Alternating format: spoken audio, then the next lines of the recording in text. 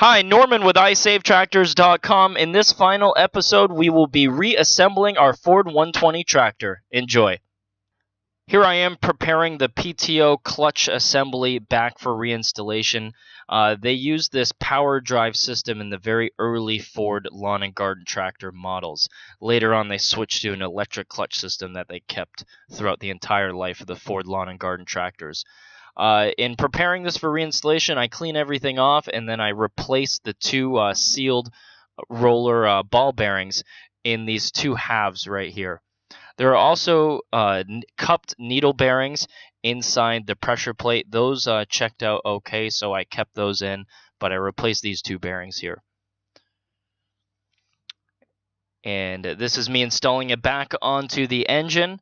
That first pulley, that's where the pressure plate is, as well as the drive pulley, I should say, for the mower deck. After you assemble all this in, you kind of have to tighten this little tightening bolt, and you kind of have to experiment with it to get the right tension for this to work well and not bind anything up.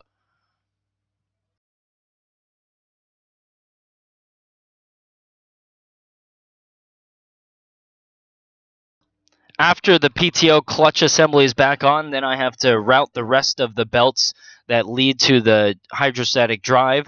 Here I am installing the clutch spring, and I'm confirming that the proper amount of tension is on the drive belt before I do my final bolting of the engine down.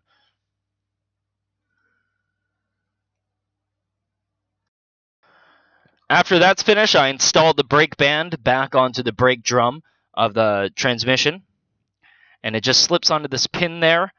And then the brake band tension arm connects to this little lever here, which then in turn is connected to the brake clutch pulley in the front.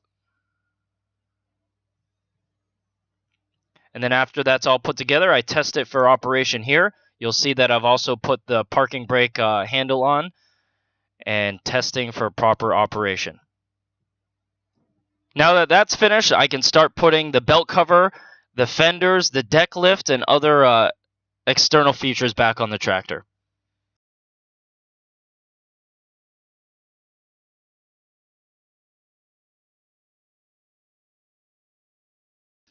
This is the rear hitch that just attaches onto the transaxle, and then it's held on there with 4 bolts and 2 U-bolts.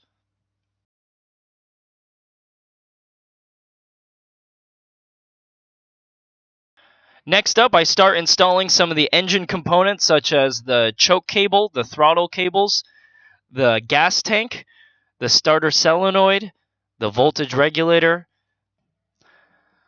the key switch, the wiring for the starter generator, the light switch, can't forget the cigarette lighter, and lastly, an hour meter. Now, I forgot to install the fuel line before I put the flywheel housing onto the engine. That would have been a lot easier. So I had to use a wire and snake the fuel line through the hole. It really wasn't that bad. Here I am installing a fuel filter, some clamps, and then I connect that to the fuel pump. Now comes putting on the rear fender. I just slide it right over the top of the rear end, and then it connects on with 4 bolts.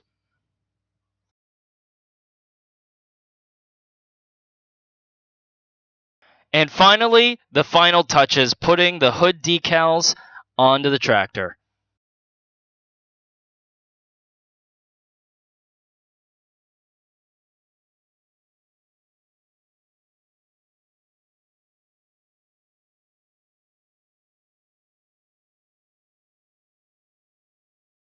And after I put the mower deck back on, the tractor is finally finished. After I finished this tractor, I took it down to the Eliot Tractor Show in Eliot, Maine, and I let kids climb all over it and have their picture taken on it. There is nothing more rewarding than restoring an old garden tractor and letting the world touch it, feel it, and see it. See the history and the wonderful aspects of this machine. This entire build was very rewarding. I'm glad I got to show you a few tips and tricks along the way. and I really hope you enjoyed this video series of how to restore your old vintage garden tractor. If you need any high-quality aftermarket parts for your old small engines, please look no further than iSaveTractors.com. Once again, my name is Norman. Thanks for watching.